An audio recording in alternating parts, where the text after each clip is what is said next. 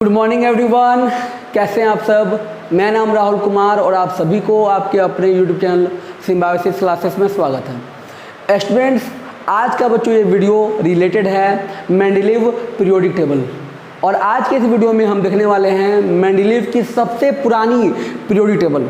उन्होंने जो first time जो उन्होंने बनाया था पीरियोडिक टेबल, उसको बच्चों हम देखने वाले हैं। इस पीरियोडिक टेबल को उन्होंने 1869 में बनाया था। कब बनाया था? 1869 में।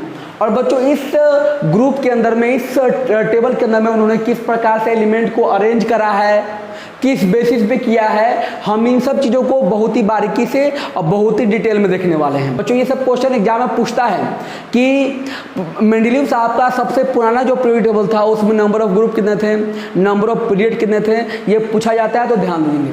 बताने का मतलब मेरा बच्चों ये है ना कि ये जो हम हॉरिजॉन्टली जो मूव कर रहे हैं, हॉरिजॉन्टली इसको हम लोग बोलते हैं ग्रुप। याद रखिएगा, जो हॉरिजॉन्टली जो मूव करते हैं बच्चों, यहाँ 1 2 3 4 ये होते हैं बच्चों ग्रुप्स। टोटल कितने ग्रुप है? 8। आप गिन लो अच्छे से। और ये जो वर्टिकली जो बच्चों ये जो लाइन दिख रहा है आपको, ये किसको इंडिकेट करता है? पीरियड्स को। कितने पीरियड है? 1 2 3 4 5 6। तो नंबर ऑफ ग्रुप्स और नंबर ऑफ पीरियड आपको समझ आ गया। नंबर ऑफ ग्रुप 8 और नंबर ऑफ पीरियड कितना है बच्चों? 6 है। तो ये आई थिंक पूरा डन हो गया। अब बच्चों को बात करते हैं क्या कि इन्होंने जो एलिमेंट्स को अरेंज किया था ना, तो उन्होंने देखा क्या, इन्होंने जो अरेंज किया है एटॉमिक जो भी यहाँ पे एलिमेंट्स को, वो किया है इंक्रीजिंग ऑर्डर पे। एटॉमिक मास, जो भी एलिमेंट का एटॉमिक मास कम है उसको पहले, फिर उससे ज़्यादा वाला, फिर उससे ज़्यादा वाला। तो इस प्रकार से इंक्रीजिंग ऑर्डर में एलिमेंट्स को उन्होंने अरेंज किया है। हाँ, तो बच्चों यहाँ ध्यान दीजिएगा। तो कहने का मतलब मेरा क्या है ना कि इन्होंने जो एलिमेंट्स को अरेंज किया है वो increasing order of the atomic mass of the element, यानी एलिमेंट्स का जो एटॉमिक मास है उसमें इन्होंने इंक्रीजिंग ऑर्डर में एलिमेंट्स को रखा है। और इसमें है क्या ना, इनका कहना था क्या कि जब एलिमेंट्स को हम उसके एटॉमिक मास के अकॉर्डिंग इंक्रीजिंग ऑर्डर में जब रखेंगे ना, तो एक सर्टेन पीरियड के बाद में जो एलिमेंट्स जो रिपीट होगा ना, जो एलिमेंट आएगा उसका जो केमिकल और फिजिकल प्रॉपर्टी है उस ग्रुप में जो अन्य एलिमेंट्स हैं उससे मैच करेगा, या तो मैच करेगा, नहीं तो ग्रेजुअली इंक्रीज होगा या ग्रेजुअली डिक्रीज होगा उस ग्रुप के अंदर में। फिर से सुनिए क्या कहा मैंने कि मेंडलीव जो थे उन्होंने कहा था क्या कि जब हम एलिमेंट्स को क्या करते हैं तो एटॉमिक मास, यानी जब भी एलिमेंट्स को हम लोग उसके एटॉमिक मास के अकॉर्डिंग इंक्रीजिंग या डिक्रीजिंग ऑर्डर में रखते हैं बच्चों, तो वैसे वैसे केस में एक सर्टेन पीरियड के बाद में जो एलिमेंट्स जो आते हैं ना उनका प्रॉपर्टी जो है ना उस ग्रुप के अंदर जो अन्य एलिमेंट्स हैं उनसे मैच करता है। या तो मैच कर जाएगा केमिकल या फिजिकल प्रॉपर्टी, नहीं तो ग्रेजुअली इंक्रीज करेगा ऊपर से नीचे आने पे, या ग्रेजुअली डिक्रीज करेगा ऊपर से नीचे आने पे। तो बच्चों इन्हीं चीजों को बहुत ही डीपली और बहुत ही डिटेल वे में देखने की कोशिश करेंगे। बच्चों यहाँ पे आप देखोगे तो ग्रुप 1 जो आपका है, ग्रुप 1 में क्या दिख रहा है आपको? हाइड्रोजन है, लिथियम है, सोडियम है, पोटेशियम है, कॉपर है, ऐसे कई सारे एलिमेंट्स आपको दिख जा रहे हैं। अब बच्चों देखोगे ना तो ग्रुप 1 में जितने भी एलिमेंट्स हैं इनका केमिकल प्रॉपर्टी एक दूसरे से मैच करता है। अब आप बोलोगे सर कैसे, बता दो। तो चलिए देखते हैं बच्चों। आप देखोगे यहाँ पे क्या, तो ग्रुप 1 में जो एलिमेंट्स है, जैसे मान लो हाइड्रोजन है, लिथियम है, सोडियम है, पोटेशियम है, ऐसे कई सारे एलिमेंट बच्चों आपको दिख जा रहे हैं अच्छे तरीके से। तो यहाँ पे आप देखोगे ना, जब यहाँ पे से केमिकल प्रॉपर्टी चेक करेंगे तो आप देखोगे सबका एक दूसरे से मैच करेगा। चलिए अब हम चेक कर लेते हैं क्या दिक्कत है। सबसे पहले बच्चों हम लोग बात करते हैं किसका? हाइड्रोजन की। तो हम सबसे पहले बात करेंगे ऑक्साइड वाला, फिर देखेंगे हाइड्राइड वाला। समझते हैं कि ऑक्साइड क्या होता है और हाइड्राइड क्या होता है। ऑक्साइड का मतलब क्या होता है? जब एलिमेंट ऑक्सीजन से रिएक्ट करके जो कंपाउंड बनाता है उसको बोलते हैं ऑक्साइड। ध्यान से क्या बोला मैंने कि जब एलिमेंट ऑक्सीजन से कंबाइन करता है और जो कंपाउंड बनाएगा उस कंपाउंड को बोलते हैं ऑक्साइड। अब बात करते हैं हाइड्राइड की। जब एलिमेंट हाइड्रोजन से रिएक्ट करता है और रिएक्ट करने के बाद जो वो कंपाउंड बनाएगा उसको हम लोग क्या बोलते हैं? हाइड्राइड बोलते हैं। तो बच्चों सबसे पहले हम लोग चेक करते हैं ना कि R2O क्या है, RH क्या है। तो बच्चों R2O या RH दोनों क्या है? एक तरह से केमिकल फार्मूला है, एक कॉमन फार्मूला जो इस ग्रुप के अंदर जो भी एलिमेंट्स आएंगे ना वो उसको फॉलो करेगा। अब कैसे? तो सबसे पहले हम ऑक्साइड का देखेंगे जो भी एलिमेंट्स है जब वो ऑक्सीजन से रिएक्ट करता है तो किस टाइप का ऑक्साइड बनाता है, वो पहले बच्चों हम देखेंगे। सबसे पहले बात करते हैं हाइड्रोजन की। हाँ, जब हाइड्रोजन को हम लोग क्या करेंगे, ऑक्सीजन से रिएक्ट कराएंगे तो क्या बनेगा, ध्यान दीजिएगा। तो ये हमारा हाइड्रोजन है ना। अब इसका हम लोग क्या करते हैं बच्चों, ऑक्सीजन से इसका रिएक्शन कराते हैं, क्या होगा, हम सभी जानते हैं क्या बच्चों यहाँ पे कि जो हमारा हाइड्रोजन होता है इसका वैलेंसी क्या होता है 1, और जो ऑक्सीजन होता है उसका वैलेंसी क्या होता है 2 होता है। जब आप रिएक्शन कराओगे तो आपका बनेगा क्या, H2O बनेगा बच्चों, ठीक है ना। तो यहाँ पे आप जो देख पा रहे हैं H2O, ये आमतौर पे क्या है, हमारा वाटर है, पानी है। हाँ, और यहाँ पे आप जो देख पा रहे हैं बच्चों अच्छे से, तो यहाँ पे जो आपका H2O जो बच्चों ये बन रहा है ना, यहाँ पे जो H2O जो हमारा बन रहा है यहाँ पे अगर H को हम R कंसिडर कर ले तो क्या बनाएगा R2O, यानी जो केमिकल फॉर्मूला जो कॉमन लिखे हुए हैं R2O, और यहाँ पे O भी हो रहा है कि नहीं, फॉलो हो रहा है या नहीं, आप ध्यान से देखो। अगर कोई दिक्कत है तो बोलिए कि नहीं सर हमको दिक्कत हो रहा है। आप नॉर्मली इसको बैलेंस कर लो, बैलेंस करना तो आप सबको आता है ना। यहाँ पे आप 2 लगा दीजिए और यहाँ पे आप क्या कर दीजिए 2 लगा दीजिए, हो गया बैलेंस हमारा। बच्चों इसके अलावा और भी अन्य एलिमेंट लेके आप करो तो आपका जो ऑक्साइड बनेगा ना वो इस फार्मूला को फॉलो करेगा। कब, आप अगर इस ग्रुप के एलिमेंट को लेते हो तब आप ले लो, इसमें लिथियम ले लो, लिथियम हो गया हमारा यहाँ पे, और प्लस हम लेते हैं ऑक्सीजन, रिएक्शन करा दो। लिथियम का वैलेंसी क्या होता है 1, ऑक्सीजन का क्या होता है 2-, क्या आएगा बच्चों Li2O, ये बनाएगा हमारा। Li2O का मतलब क्या होता है बच्चों, अगर Li को हम R कंसिडर, Li को अगर R मान ले तो क्या बनाएगा R2O, और ये R2O जो बन रहा है हमारा वो देखोगे आप यहाँ पे, ये जो R2O क्या है, ये कॉमन फॉर्मूला है किसके लिए, तो ऑक्साइड के लिए। किस ग्रुप के लिए, ग्रुप 1 के जो एलिमेंट है उसके लिए। और इसमें जितने भी एलिमेंट आ रहे हैं सब इस फॉर्मूला को फॉलो कर रहा है। तो बच्चों एक बात तो आप देख लिए कि इसमें जितने भी एलिमेंट्स हैं वो जो ऑक्साइड बना रहा है उन सब का जो कॉमन फॉर्मूला है वो सेम है, क्या है R2O। तो ये हमने देखा। अब बात करते हैं हाइड्राइड का केस। मैंने बताया था हाइड्राइड क्या होता है, तो हाइड्राइड जब कोई एलिमेंट हाइड्रोजन से रिएक्ट करता है और करने के बाद जो कंपाउंड बनाता है उसको बोलते हैं हाइड्राइड। तो बच्चों यहाँ पर देखते हैं क्या कि जब एलिमेंट को हम लेके और हम हाइड्राइड बनाते हैं, कोई भी ले लो आप, हम इसी में बात करते हैं हाइड्रोजन की बात, ये हाइड्रोजन ले लो, लिथियम जो लेना ले लो, है जो भी है ना। तो हम लिथियम ले लेते हैं H+, जो भी लिथियम है हमारा क्या होगा यहाँ पे, लिथियम जो होगा बच्चों हमारा यहाँ पे क्या 1+, और यहाँ पे हाइड्रोजन ले लेते हैं, ये होता है 1-। रिएक्शन करो, देखो जो हाइड्रोजन होता है वो प्लस के फॉर्म में भी पाया जाता है और माइनस के फॉर्म में भी पाया जाता है। वो नॉर्मली डिपेंड करता है कंडीशंस के ऊपर।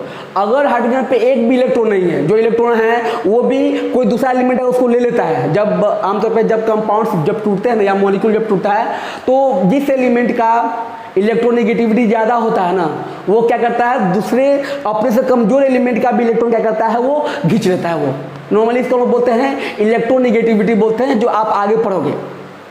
तो बच्चों कहने का मतलब मेरा क्या है ना कि वैसे केस में हाइड्रोजन का जो एक इलेक्ट्रॉन वो भी गायब हो जाता है, तो वैसे केस में वो प्लस फॉर्म में होता है। और मान लो कि अगर मान लो हाइड्रोजन पे अगर एक्स्ट्रा इलेक्ट्रॉन अगर आ जाता है एक, तो वहाँ पे क्या हुआ, वो H- के फॉर्म में क्या होगा, वो पाया जाएगा। तो फिलहाल हम लोग ले रहे हैं यहाँ पे H- वाला। तो यहाँ पे जो बनेगा हमारा क्या बनेगा LiH। अगर Li को अगर आप R ले लो तो ये क्या बनेगा RH, और RH क्या है हमारा, ये है एक कॉमन फॉर्मूला जो इस ग्रुप के अंदर में जो भी एलिमेंट्स हैं जब वो हाइड्रोजन से रिएक्ट करेगा ना तो वो इसी फॉर्मूला को फॉलो करेगा, RH वाला। अब नेक्स्ट देख लीजिए बच्चों, कोई भी ले लीजिए आप, पोटासियम ले लीजिए। पोटासियम का वैलेंसी कितना होता है 1+, और यहाँ पे हाइड्रोजन क्या होता है 1-। आपको लोग क्या आएगा KH। और ये जो KH जो हमारा आ रहा है बच्चों, ये किसको फॉलो कर रहा है, तो K को अगर हम R मान ले तो RH, यानी इस वाले फॉर्मूला को फॉलो कर रहा है। तो इस ग्रुप के अंदर में जितने भी एलिमेंट्स हैं ये जब ऑक्साइड बनाएगा तो R2O जो ये फॉर्मूला है इसको फॉलो करेगा। जब वो हाइड्राइड बनाएगा तो वो RH जो ये फॉर्मूला है उसको ये क्या करेगा, फॉलो करेगा। सेम वे में जितने भी ग्रुप्स हैं उस ग्रुप्स के एलिमेंट अपने कॉमन फॉर्मूला को क्या करेंगे, फॉलो करते हैं। इसे क्या समझें, इसे यही समझें कि सर एक ग्रुप जो होता है उसके अंदर जो एलिमेंट्स होते हैं उनका केमिकल फॉर्मूला क्या होता है बच्चों, सेम होता है। यानी अगर एक का वैलेंसी 1 होगा तो उस ग्रुप में पाए जाने वाले ऐसे कई सारे एलिमेंट्स होंगे जिसका वैलेंसी क्या होगा, 1 होगा। अब आप बोलोगे सर सब में ऐसा लागू होता है क्या? नहीं, कुछ ग्रुप्स ऐसे होते हैं जहाँ पे एक एलिमेंट का वैलेंसी 1 से ज़्यादा भी होता है, किसी का 1 भी होता है, 2 भी होता है, अन्य भी होते हैं। तो वो कुछ एक्सेप्शन केसेस हैं जो हम आगे देखने वाले हैं, बहुत डिटेल में, अब बहुत डीपली देखने वाले हैं। अगला जो वीडियो होगा उसी से रिलेटेड होगा, तो फिलहाल अभी हम इसी पे भी फोकस करते हैं। बच्चों आप देखोगे तो इसमें बहुत सारे एलिमेंट्स, ऑलमोस्ट 63 एलिमेंट्स इसमें क्या बच्चों इसमें अरेंज किए हुए हैं। आपको कुछ अच्छे से दिख पा रहा होगा अच्छे से, और कहीं कहीं पे देखोगे ना तो खाली स्पेस मिल जाएगा। जैसे यहाँ पे खाली स्पेस है, यहाँ पे खाली स्पेस है, यहाँ पे खाली स्पेस है। तो इन्होंने यानी मेंडलीव साहब जो थे ना, इन्होंने जो पीरियोडिक टेबल बनाया था, तो इन्होंने एक अनुमान, एक प्रेडिक्शन कर लिया था कि आने वाले समय में ऐसे नए नए एलिमेंट्स डिस्कवर किए जाएंगे। हाँ, जो यहाँ पे जो खाली जगह दिख रहा है और यहाँ पे जो खाली जगह दिख रहा है, तो उनको पहले से मालूम था क्या कि आने वाले समय में ऐसे एलिमेंट्स खोजे जाएंगे जिनका प्रॉपर्टी, जिनका जो केमिकल प्रॉपर्टी होगा और जो यहाँ पे जो एलिमेंट्स जो रखा जाएगा उससे मैच करेगा। फिर से बोलूँ, यानी कहने का मतलब मेरे बच्चों क्या है कि मेंडलीव साहब ने एक प्रेडिक्शन, उनको पता था कि आने वाले समय में ऐसे एलिमेंट्स का डिस्कवरी होगा जिसका फिजिकल और केमिकल प्रॉपर्टी यहाँ पे जो एलिमेंट रखा जाएगा उससे मैच करेगा। और उन्होंने इस सोच के कारण उन्होंने यहाँ पे और यहाँ पे खाली जगह छोड़ दिया, और यहाँ पे भी उन्होंने क्या किया बच्चों, खाली जगह छोड़ दिया। अगर हम बच्चों बात करें यहाँ पे क्या, तो इस लाइन की बात करें, इस साइड के जो लाइन का बात करें, जो लेफ्ट साइड जो है, लेफ्ट साइड में जितने भी एलिमेंट अरेंज किए गए हैं उसका बात करें बच्चों, तो यहाँ पे बोरोन है। बोरोन के जस्ट नीचे यानी इसके सामने से आप ऐसे और ऐसे इस तरीके से अरेंज है। तो हम अभी इस लाइन का बात करें, सीधा वाला बात, यानी लेफ्ट साइड में जो है ना, लेफ्ट साइड में जितना भी है हम उसका बात कर रहे हैं। तो बोरोन के बाद जो यहाँ पे एलिमेंट होगा बच्चों वो यहाँ पे मिसिंग है। तो कहा गया क्या ना कि यहाँ पे वैसा कोई एलिमेंट आएगा जिससे बोरोन से उसका जो भी प्रॉपर्टी होगा वो बच्चों क्या होगा, मैच होगा। तो सही में, और यहाँ पे जो भी एलिमेंट उसका नाम रखा गया एका बोरोन। क्या रखा गया था? एका बोरोन। सर ये एका क्या होता है? EKA, इका। तो एका क्या होता है बच्चों? तो यहाँ पे देखेंगे तो यहाँ पे मैंने बहुत बढ़िया से लिखा हुआ है। एका आमतौर पे क्या होता है बच्चों? संस्कृत वर्ड होता है जिसका मतलब होता है फर्स्ट, यानी पहला। हाँ, तो एका बोरोन का मतलब क्या हुआ बच्चों कि यहाँ पे जो भी एलिमेंट आएगा ना उससे पहले वाला जो एलिमेंट होगा वो क्या होगा, हमारा बोरोन होगा। और यहाँ पे जो भी होगा वो इस बोरोन के बाद आएगा। और बोरोन के बाद कौन आएगा? तो जब बाद में जब डिस्कवरी हुआ तो पता चला कि यहाँ पे कौन होगा, एस्केंडियम। कौन होगा? एस्केंडियम। तो एका बोरोन जो नाम दिया गया था यहाँ पे अननोन एलिमेंट के लिए, जब डिस्कवरी हुआ ना तो उस एका बोरोन को क्या कहा गया, एस्केंडियम कहा गया। और यहाँ पे SC ये सिंबल यहाँ पे बच्चों पुट कर दिया गया। ध्यान दीजिएगा बच्चों, कहने का मतलब मेरा क्या है ना कि मेंडलीव साहब का जो पीरियोडिक टेबल था इसका सबसे बड़ा सक्सेस यही था कि उन्होंने पहले से प्रेडिक्शन किया हुआ था कि आने वाले समय में कुछ और एलिमेंट्स खुल जाएंगे और उसका जो प्रॉपर्टी होगा वो मैच करेगा, है ना। और इसीलिए उन्होंने कुछ जगह पे स्पेस छोड़ दिया। उनको लगा था कि यहाँ पे कोई ना कोई दूसरा एलिमेंट डिस्कवर होगा, आज न कल डिस्कवर होगा। जब डिस्कवर होगा तो यहाँ पे जो एलिमेंट पाया जाता है उसके फिजिकल और केमिकल प्रॉपर्टी से, है ना, उस एलिमेंट का जो भी प्रॉपर्टी है वो मैच कर जाएगा। इसलिए उन्होंने ऐसे गैप छोड़े हुए थे। और बाद में जब डिस्कवरी हुआ ना तो इनका जो सोच था उस समय सही साबित हो गया। तो ये था इनके पूरे मॉडल का कंसेप्ट जो कि आपको बताया गया, और साथ ही साथ इसमें जितने भी टर्म्स पूरे अच्छे से आपको बच्चों एक्सप्लेन किया गया है।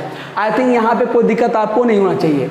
आप देखोगे ग्रुप 4, 5 और 6 यहाँ पे हमने फर्स्ट सीरीज, सेकंड सीरीज ये आपको रखा गया है। यहाँ पे जैसे आप देखोगे तो फर्स्ट सीरीज में क्या आपका यहाँ पे पोटेशियम हो जाएगा, यहाँ पे कैल्शियम हो जाएगा। यहाँ पे तो डिस्कवर नहीं हुआ है जिसमें उन्होंने ये बनाया था पीरियोडिक टेबल, तो वहाँ पे उस समय यहाँ पे जो एलिमेंट होगा स्कैंडियम उसका डिस्कवरी नहीं हुआ था, तो इसलिए यहाँ पे खाली में छोड़ा हुआ है। फिर टाइटेनियम होगा, वेनेडियम, क्रोमियम, मैग्नीज, आयरन, है ना। तो बाद में इन्होंने यहाँ पे कोबाल्ट को पहले लिख दिया था और निकेल को बाद में। ये इनका डिमेरिट्स है जो कि हम इनके लिमिटेशंस में डिस्कस करने वाले हैं बच्चों। अगर हम लोग सेकंड ग्रुप की बात करें तो यहाँ पे सेकंड ग्रुप में कॉपर, जिंक और अन्य जो अननोन एलिमेंट है उनके लिए स्पेस छोड़ा गया है। फिर आपका क्या हो जाएगा, यहाँ पे आर्सेनिक, ऐसे जो भी है तो एलिमेंट्स यहाँ पे बच्चों लिखा गया है।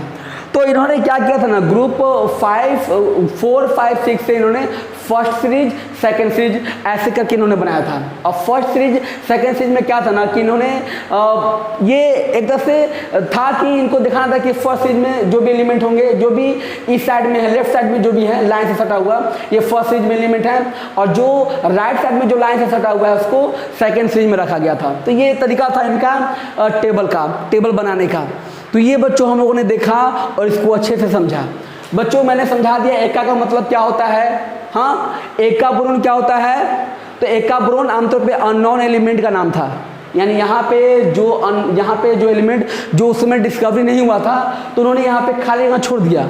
उन्होंने बोला क्या कि यहाँ पे कोई ऐसा एलिमेंट फ्यूचर में डिस्कवर होगा, हाँ, जो कि जिसका फिजिकल और केमिकल प्रॉपर्टी यहाँ पे जो एलिमेंट होगा उससे मैच करेगा, इसलिए उन्होंने यहाँ पे खाली जगह छोड़ दिया। अब बाद में स्कैंडियम खोजा गया और फिर उसका जो भी केमिकल प्रॉपर्टी था, फिजिकल प्रॉपर्टी, वो यहाँ के एलिमेंट के लिए जो चाहिए वो मैच कर रहा था, तो फिर यहाँ पर डाल दिया गया। तो वो कौन था? आपका स्कैंडियम।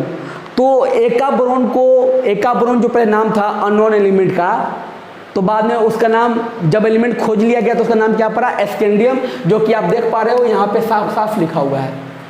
अब बच्चों देखोगे यहाँ पे तो एका एल्यूमिनियम का मतलब क्या होता है बच्चों कि वैसा एलिमेंट है ना, यानी एका आप देखोगे एल्यूमिनियम यहाँ पे और जस्ट यहाँ पे हमने क्या किया है, एक जगह छोड़ दिया है। तो यहाँ पे जो भी एलिमेंट होगा ना तो उसका नाम रखा गया एका एल्यूमिनियम, बस ऐसे ही रख दिया गया। उनको पता था कि ऐसा कोई एलिमेंट आएगा जिसका प्रॉपर्टी एल्यूमिनियम से मैच करेगा और वो खोजा भी नहीं गया है, इसलिए उन्होंने यहाँ पे क्या कर दिया था, एक स्पेस, एक खाली जगह छोड़ दिया था। बाद में बच्चों देखोगे तो उसकी जगह पे गैलियम जो है ना, गैलियम ये एलिमेंट खोजा गया और एका जो आपका क्या है बच्चों यहाँ पे एल्यूमिनियम है, इसका नाम क्या पड़ा? गैलियम पड़ा। और यही गैलियम यहाँ पे बाद में पुट कर दिया गया जब इसका डिस्कवरी हो गया तब। अब बच्चों बात करें यहाँ पे तो आप देखोगे अन्य और भी गैप आपको मिल जाएंगे। आप यहाँ पे वो सिलिकॉन और यहाँ पे जो सेकंड सीरीज है यहाँ पे देखोगे तो सिलिकॉन के जस्ट नीचे यहाँ पे भी गैप छोड़ा गया है। इनका मानना था कि सिलिकॉन के बाद वैसा कोई एलिमेंट का डिस्कवरी होगा जिसका केमिकल प्रॉपर्टी या फिजिकल प्रॉपर्टी क्या होगा, सिलिकॉन से मैच करेगा। इसलिए यहाँ पे जो एलिमेंट होता जो उसमें डिस्कवर नहीं हुआ था उसका नाम इन्होंने क्या लगा था? एका सिलिकॉन। आप देखोगे यहाँ पे लिखा हुआ एका सिलिकॉन है ना बच्चों। अब बाद में इसी जगह पे कौन सा एलिमेंट खोजा गया? जर्मेनियम, है ना। तो एका सिलिकॉन जो नाम रखा गया था अननोन एलिमेंट का, जब वो एलिमेंट खोज लिया गया तो उसका नाम क्या पड़ा? जर्मेनियम, और उसको यहाँ पे डाल दिया गया और यहाँ पे जो भी उसका फिजिकल और केमिकल प्रॉपर्टी था वो इससे मैच कर रहा था, सिलिकॉन से मैच कर रहा था बच्चों।